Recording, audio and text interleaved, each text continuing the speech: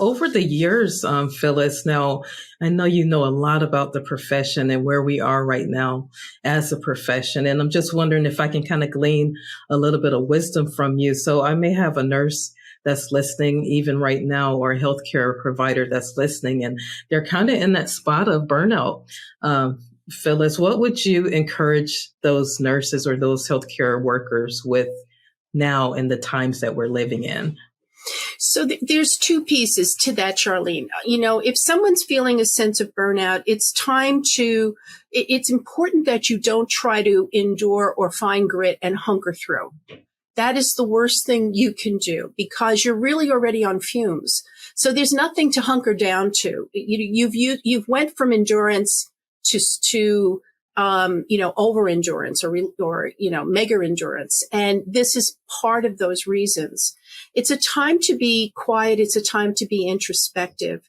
I have found that people who are trying to navigate through burnout, and I've been one of them, have lost their connection to mission and purpose. And It's a time where you really want to lean in and say, okay, what does nursing mean to me? What am I currently doing? Why do I not feel this connection? And what I have found with my coaching clients is the loss of the connection centers in and around the choice of isolation as a coping mechanism. So that nurses and other professional caregivers we're intended to lead our lives heart open. Right. That's where our empathy and compassion come from. And that's a very strong choice. A lot of people will say, well, you're very sensitive. Well, no, that's actually a choice, and it's a courageous choice because then you feel everything good and you also feel the not so good. Right. The thing is, you can't live your life with that kind of heart openness if you don't put healthy boundaries around yourself, if you don't take care of yourself, body, mind, and spirit. So that, there's a difference between living life courageously and living life foolishly. Mm-hmm. You have to remember that that's going to expose you in a manner in which you are choosing so that you can be open to the needs of your patients, your profession, and so on. But you have to take good care of yourself so that your caregiving doesn't go to the dark side of self-sacrifice. Yes, that's great. When it goes from when you give and you give and you give regardless, without good choices, without using good discernment and healthy boundaries, you're going to find yourself trying to fix rather than being therapeutic. And when you start fixing, you get used up in other ways. And the next thing you know, you are enabling, and then you go into self-sacrifice. And when you sit in the resentment of self-sacrifice, the decision is then, let me choose isolation because I can't live like this anymore. Let me shut down, when nurses are really supposed to be opened up. So You choose shutting down. You shut down your heart center, your compassionate nature, and you move into your head. And you still give world-class care. You still stay at the top of your game. You're still a good colleague, but you are more robotic. And once the robotic piece comes in, because you're in isolation, then you start to really stretch the tether of mission and purpose until it snaps. And then we have burnout. Right. Wow. You just said a mouthful, and I don't even know where to start to unpack some of it, but the self-sacrifice, I would love for you to go in a little bit more on that. What does that actually look like? So, I say this in my lectures, and nurses were never meant to be helpful. Okay. And people stop and stare at me when I say that, but we were never meant to be helpful. We're meant to be therapeutic. We can't do the work for our patients and their families. You can't undo the head trauma. You can't put back a limb from complications of diabetes. You can't undo a diagnosis of cancer. But what you can do is work with the patient and their families to find a place to be of acceptance and thriving in their new reality, regardless of what the universe has served up as their new reality of life. Mm-hmm. When see, we get such a kick. We actually get a little squirt of a hormone, a feel good hormone when we are helping, because that's our nature. That's on our DNA. Right. But almost like an addiction, okay, when you offer and you offer and you offer and you don't put healthy boundaries around that,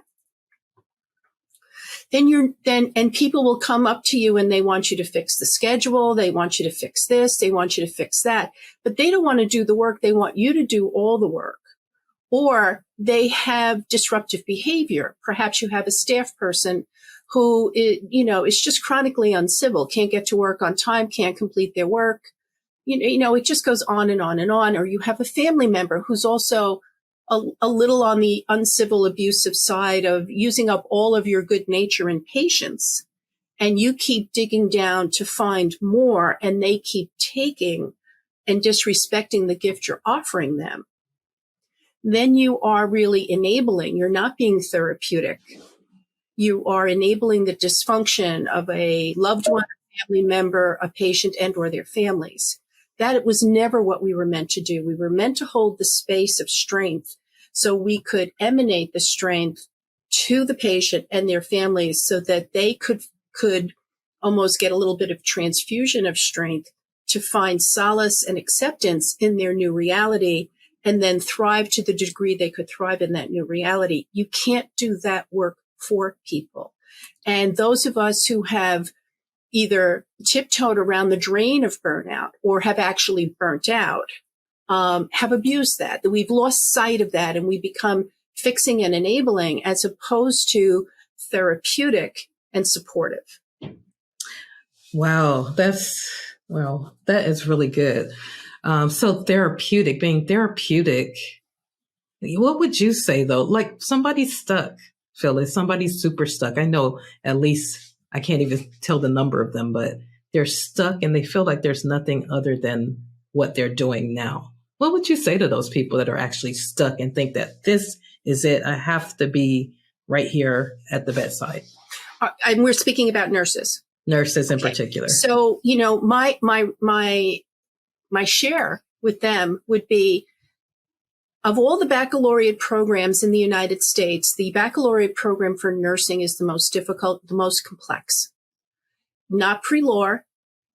Law is a graduate program, not pre-med. Med is a graduate program.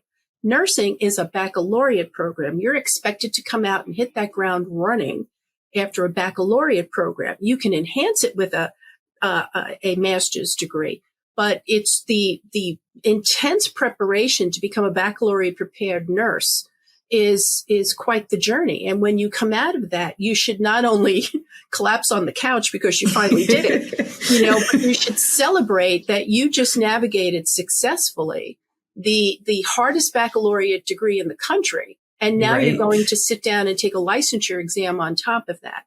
If you are the person who has done that, you can do anything you want. All right. I love that. You can do anything you want. So if you want to bake cookies and open up a bakery, go for it. If you want to, take a look at the marketplace and say, where is there a gap? Where is something either not served or underserved? And do I have the passion, not the ability, the passion to fill that gap? Because you can't start a business out of just the knowledge of it. You have to have some ghana. You have to have some skin in the game that this matters to you. Yes. Because your potential clients need to feel that passion. But if you do that, there shouldn't be anything on the table that a nurse should hesitate to say, I don't know if I could do that, because you've done the big work already. Right. And you should springboard off of that completion, off of that achievement, to realize you could take on anything at this point. Yeah, I love that.